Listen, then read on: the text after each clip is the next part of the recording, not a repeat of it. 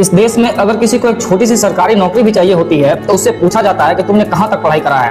किसी को क्लर्क बनना हो तो डिग्री चाहिए, टीचर बनना हो तो ट्रेनिंग चाहिए, डॉक्टर बनना है तो सालों की पढ़ाई चाहिए। यहाँ तक कि किसी प्राइवेट कंपनी में इंटरव्यू देने जाओ तो सबसे पहले आपका रिज्यूम देखा जाता है। क्यों? क्योंकि जिम्मेदारी बड़ी हो तो एक प्रोफेशनल पढ़ाई भी जरूरी होती है। लेकिन हैरानी की बात यह है कि जो इंसान एक शहर चला सकता है, एक राज्य चला सकता है या फिर पूरे देश की दिशा बदल सकता है, उसके लिए कोई तय शिक्षा जरूरी क्यों नहीं की गई है।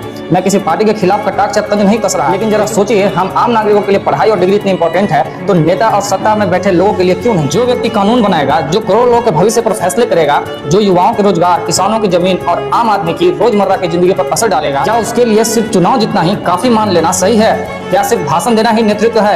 क्या सिर्फ भीड़ जुटा लेना ही काबिलियत है? मैं ये नहीं कह रहा कि डिग्री से इंसान महान बन जाता है, लेकिन इतनी बड़ी जिम्मेदारी निभाने के लिए कम से कम संविधान की समझ, प्रशासन की जानकारी और एक प्रोफेशनल पढ़ाई के साथ साथ डिग्री होना भी सत्ता में बैठे लोगों के लिए उतना ही इंपॉर्टेंट है जितना कि एक आम नागरिक के लिए। इवन आम नागरिक से ज्यादा ही होना चाहिए, क्योंकि सच ये है कि जब जिम्मेदारी बड़ी हो तो सिर्फ कुर्सी नहीं, काबिलियत भी बड़ी होनी चाहिए। अगर आपको भी लगता है कि जनप्रतिनिधित्व के लिए न्यूनतम शिक्षा और जेन्युइन डिग्री होना बहुत ही जरूरी होना चाहिए तो इस वीडियो को इतना शेयर करिए कि इसके रिगार्डिंग एक नियम पारित हो सके, क्योंकि जनता सिर्फ झूठे वादे नहीं, समझदार नेतृत्व भी डिजर्व करती है। जय हिंद।